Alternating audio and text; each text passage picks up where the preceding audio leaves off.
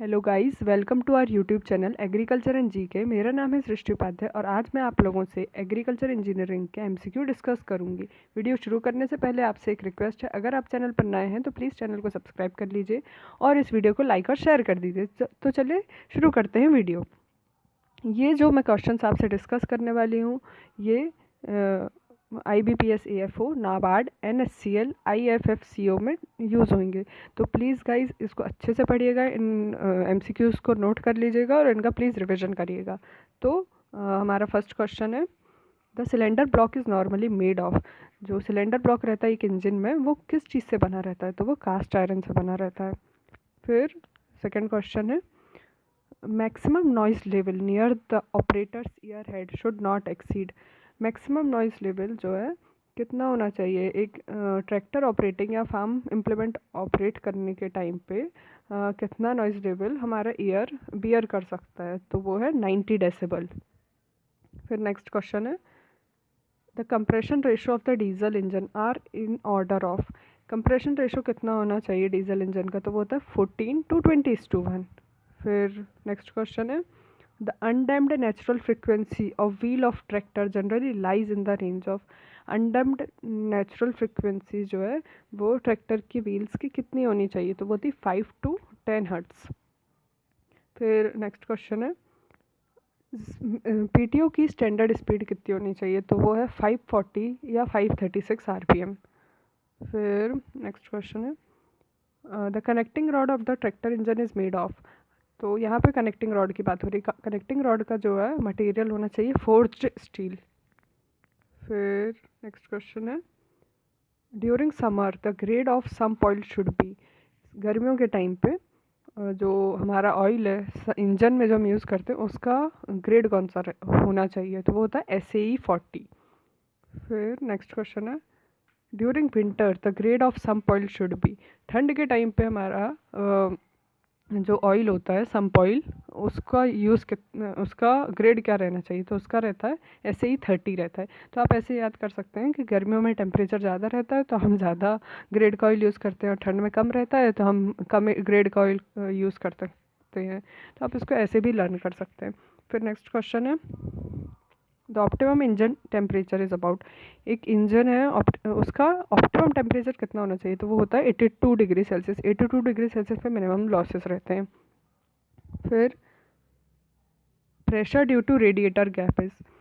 Radiator gap पे जितना भी प्रेशर रहता है वो क्यों होता है? तो वो रहता है बॉइलिंग टेम्परेचर के बढ़ने के कारण उस पर इतना प्रेशर आता है। फिर नेक्स्ट क्वेश्चन है, the voltage at the spark plug at the time of spark is. Spark के टाइम पे स्पार्क प्लग में कितना वोल्टेज होना चाहिए? तो वो रहता है 20,000 वोल्ट होता है। फिर BHP of the engine indicates. यदि आपको कोई भी इंजन का BHP निकालना है तो आप कैसे निकालोगे? तो आप उसको उसके फ्लाईव्हील पे डायनोमोमीटर से पावर ले लो, वही होगा आपका BHP। और BHP बाय द वे होता क्या है? BHP होता है ब्रेक हॉर्स पावर। फिर IHP of the engine indicate. IHP क्या होता है पहली बात? तो IHP होता है इंडिकेटेड हॉर्स पावर और ये हम पिस्टन पे जब हमको पावर पता करनी है तो हम निकालते हैं। और IHP माइनस BHP जो होता है वो फ्रिक्शन हॉर्स पावर रहता है, या फ्रिक्शन के कारण जितने भी लॉसेज रहते हैं वो होता है। फिर नेक्स्ट है, main combustible constituent of biogases. Biogas का मेन कंबस्टिबल कॉन्स्टिट्यूएंट क्या रहता है? मतलब बायोगैस जब हम प्रोड्यूस करते हैं तो उसमें से ऐसा कौन सा गैस रहती है जो कंबस्टिबल रहती है, जो जल सकती है? तो वो है मीथेन। फिर thermal efficiency of the tractor engine is about. Thermal efficiency कितनी रहती है ट्रैक्टर इंजन की? तो वो 33% बस रहती है। फिर heavy smoking in an engine in operation में be due to. Heavy smoking engine में किस कारण से रहती है? तो वो रहती है रिच मिक्सचर के कारण। यदि जो मिक्सचर है एयर फ्यूल का उसमें ज़्यादा फ्यूल आ गया तो भी हैवी स्मोकिंग हो सकती है। ओवरलोडिंग, यदि आप ज़्यादा सामान कैरी कर रहे हैं ट्रैक्टर में या इम्प्लीमेंट का वेट बहुत ज़्यादा है तो भी हैवी स्मोकिंग होती है। और लेट इंजेक्शन, यदि फ्यूल लेट इंजेक्ट हो रहा है तो भी हैवी स्मोकिंग होती है। फिर चोक इन कार्बोरेटर इज प्रोवाइडेड टू। चोक क्यों यूज़ होता है? तो चोक का यूज़ होता है एयर सप्लाई को कंट्रोल करने के लिए।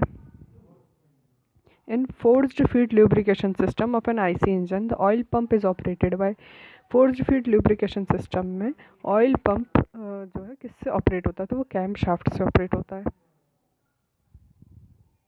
Specific fuel consumption of diesel engine is, specific fuel consumption diesel engine का कितना रहता है, तो वो स्पेसिफिक फ्यूल कंजप्शन जो रहता है 200 ग्राम पर किलोवाट रहता है, और वो पेट्रोल इंजन से कम रहता है। पेट्रोल इंजन का रहता है 290 ग्राम पर किलोवाट। फिर minimum wind velocity for working of a wind mill is, minimum wind velocity कितनी चाहिए विंड मिल के लिए, तो वो चाहिए 12 किलोमीटर पर आवर। फिर maximum torque in a tractor is generated at, tractor पे मैक्सिमम टॉर्क कब बनता है, जब आरपीएम जो रहता है ना वो रेटेड आरपीएम से कम रहे तब। फिर weight transfer in a tractor implement is caused by, tractor implement में वेट ट्रांसफ़र कैसे कॉज होता है, तो वो एप्लीकेशन ऑफ पुल के कारण वेट ट्रांसफ़र होता है। In an adiabatic process heat is constant, एक एडियाबेटिक प्रोसेस में हीट कांस्टेंट रहती है। Power tiller operate most satisfactory with, power tiller है तो उसको आप किसके साथ, किस इम्प्लीमेंट के साथ यूज़ कर सकते हो, तो आप उसको रोटरी टेलेज इम्प्लीमेंट के साथ बहुत अच्छे से यूज़ कर सकते हो। फिर the type of starting aid generally used in diesel power tiller is, तो डीजल पावर टिलर से कौन सा डीजल पावर टिलर को आप कैसे स्टार्ट कर सकते हो, तो वो आप डीकम्प्रेशन लेवर से स्टार्ट कर सकते हो। फिर turbo chargers are driven by, turbo chargers को आप कैसे स्टार्ट कर सकते हो, या टर्बो चार्जर को आप कैसे किस से चलते हैं टर्बो चार्जर, तो वो चलते हैं एग्जॉस्ट गैसेस से। फिर the anti knock quality of a petrol fuel is given by, यदि आप पेट्रोल फ्यूल के एंटी नॉक क्वालिटी को वो कर रहे हो तो आप ऑक्टेन नंबर निकाल रहे हो उसका, यदि आप ऑक्टेन नंबर 100 है तो उसकी एंटी नॉक क्वालिटी बहुत अच्छी है। फिर in a 4 wheel drive tractor the power is given to, एक 4 व्हील ड्राइव ट्रैक्टर में पावर किसको दी जाती है, तो चारों व्हील्स को पावर दी जाती है। फिर the PTO HP of a tractor is, PTO HP रहता है ट्रैक्टर का वो हमेशा ड्रॉबार एचपी से ज़्यादा रहेगा, क्योंकि पीटीओ पावर जो रहती है वो डायरेक्ट इंजन से आती है, और ड्रॉबार जो रहती है ट्रांसमिशन से आती है, तो ट्रांसमिशन में लॉसेस ज़्यादा रहते हैं और पीटीओ में लॉसेस कम रहते हैं, तो PTO HP is more than drawbar HP. फिर mufflers are provided to control, mufflers क्यों लगाए जाते हैं ट्रैक्टर में, तो वो लॉस नॉइज़ कम करने के लिए लगाए जाते हैं, क्योंकि नॉइज़ पोल्यूशन होता है और इतना नॉइज़ जो ऑपरेटर है वो बियर नहीं कर पाता, तो हम उसमें मफलर लगा देते हैं। और अभी हमने जैसे फर्स्ट क्वेश्चन में पढ़ा था कि वो 90 डेसिबल से कम होना चाहिए, तो 90 डेसिबल से कम करने के लिए हम मफलर्स का यूज़ करते हैं। फिर the power developed by average pair of Pulak varies from, power कितना प्रोड्यूस करते हैं एवरेज पेयर ऑफ पुलक, तो वो 0.5 से 1 HP पावर प्रोड्यूस करता है। फिर the lowest temperature at which fuel ceases to flow, minimum temperature कितना चाहिए फ्यूल के फ्लो करने के लिए, तो उसको बोलते हैं पोर पॉइंट टेम्परेचर। फिर the engine is called I और वॉल्व हेड इंजन वैन, तो एक इंजन है उसको हम आई हेड इंजन बुला रहे हैं, क्यों बुला रहे हैं, इसलिए क्योंकि उसमें जो वॉल्व्स हैं वो इमीडिएटली अबव द सिलेंडर लगी है, ऊपर ही लगा है, तो वो आई शेप बनाता है, इसलिए हम उसको बोलते हैं आई हेड इंजन।